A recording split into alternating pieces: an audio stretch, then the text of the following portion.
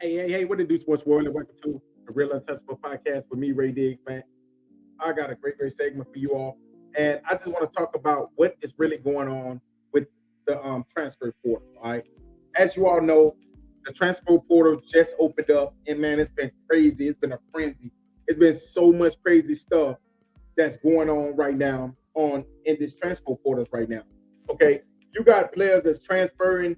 You know, uh, you got players that's one day into the transfer portal and already getting contacted by other schools. But listen, before I get started, hey, make sure y'all hit the like button, the subscribe button, and also the share button. Okay, and let me know what you all think about this segment. All right, I was supposed to talk about this right here a few days ago, but I ended up getting busy. But is the transfer portal good for college football? Is it good or bad? I think it's bad for college football, and I'm gonna tell y'all why I think it's bad. I'm not saying it's bad because players can't go and choose where they want to go to. I say it's bad because players can basically just quit on their team.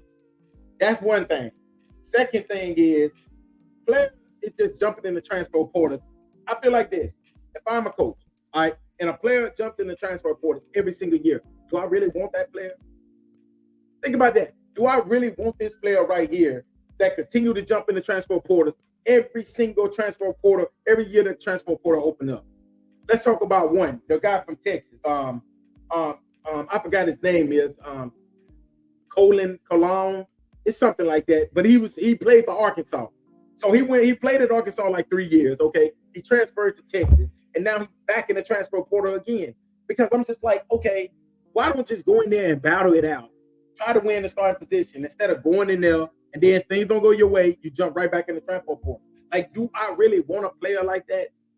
Just being honest, would you go after a player that every single year they're in the transfer portal? I would not go after a player like that. That's just my opinion. I think that this is, and another reason why I say that I think that the transfer portal is bad for college football is because they don't have a plan. So you don't have a plan. So a player can just continue to transfer every single year. Is that the reason? Okay. So I feel like they need to put it, okay, you can transfer one time.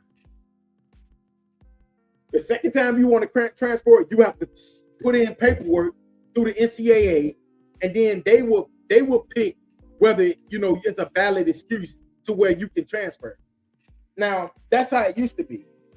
So I would say you can transfer one time to where you can just transfer anywhere you want to go to, and then you can play the upcoming season. But I would say if you want to transfer the second time, you would have to set out for a year. Maybe you have to set out for a year. So players won't transfer all these times. So you need to take that one transfer that you get and you need to maximize it instead of you transferring 3 and 4 times. Like, it's just not good for college football when a kid doesn't have to stay like, okay, if I'm unhappy, I can just transfer. Or if I'm mad because I didn't win the starting position and I don't want to battle for it, I'll just transfer. And like I said, I think somebody needs to be over this NIL thing. This NIL is out of control. This transfer thing is out of control. They have to get some kind of plan in place before this thing even gets even worse. And I think that that's where it's going to. You can say what you want to say, but I think it's going to where they're not going to be able to control the transfer portal or the NIL. And that's when college football is just going to be basically an NFL free agency. Do we really want that? Because if you give me a $2-3 million, man, is my grind going to be the same? Than me feeling like I need to get to the NFL to take care of my family? And I ain't like, listen, I love that the college players get paid. But if you don't have nothing to grind for, why do I need to come out here and bust my butt? Why do I need to come to the gym at 1 o'clock in the morning, 2 o'clock in the morning, and have to come out here and do things? You know what I'm saying? Because I don't need the money. So why do I need to do this? And that is the reason why I say they're going to have to put some kind of plan in place for this NIL. Same thing with the transfer portal. And I'll reiterate that again. I think the two things they need to do with this is this. Yes, you can transfer. You got one free transfer where you can transfer anywhere in the nation, whatever you want to do, and you can play the upcoming season.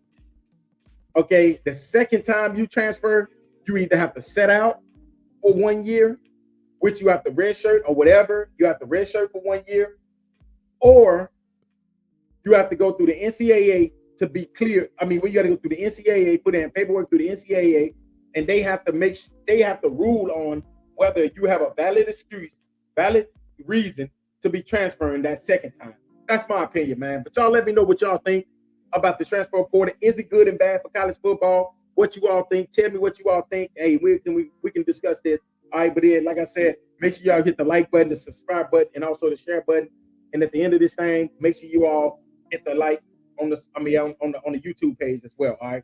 But hey, man, thank y'all again. And like I said, until next time, y'all have a great week. Be safe out there, y'all. This is crazy. Make sure y'all stay safe out there. Until next time, y'all. Bye.